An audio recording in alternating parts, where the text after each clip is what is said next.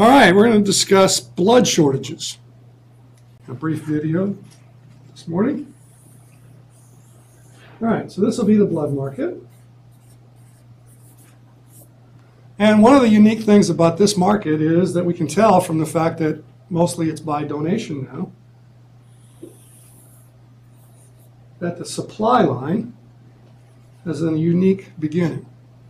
Okay, most of the time the supply line will start over here on the y-axis, dollars per unit, okay, indicating that it takes some minimum price before any of the commodity will be supplied. But we can tell that it's possible through marketing and begging and pleading and urging and all that to shift the supply line over to the right far enough so that a substantial amount is available based on pleading, saying, please donate blood.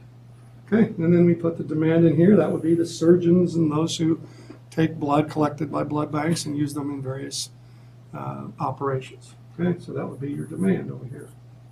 Now, if we had a market that was free to function, we would have this price for blood and that much blood, and there wouldn't be any shortages or surpluses. And of course, there are spot shortages and surpluses in a lot of things all the time. The price mechanism isn't instantaneous, but self-interest is such that if we allowed the market to work, most of the time the price would be around P0 and the quantity demanded and the quantity supplied would be pretty close together. For a variety of reasons that have been speculated about, and we don't have that.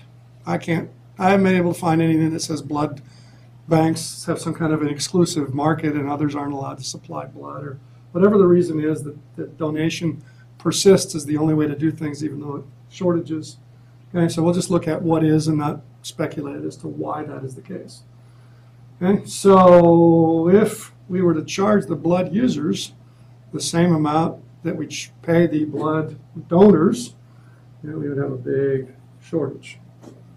Okay, between these two spots, right? The quantity demanded at a price of zero is way bigger than the quantity supplied at a price of zero. Now, there are costs involved in collecting the blood and disseminating it and storing it and all of that. So the blood banks charge, right? They charge something for the blood that they collect without payment to the blood provider, you and I. Okay, so that being the case, the fact that we constantly hear about blood shortages, I heard about on the radio just yesterday, I don't know if it's for here or for some other place, means that the price to the user of the blood, right, the medical people, is below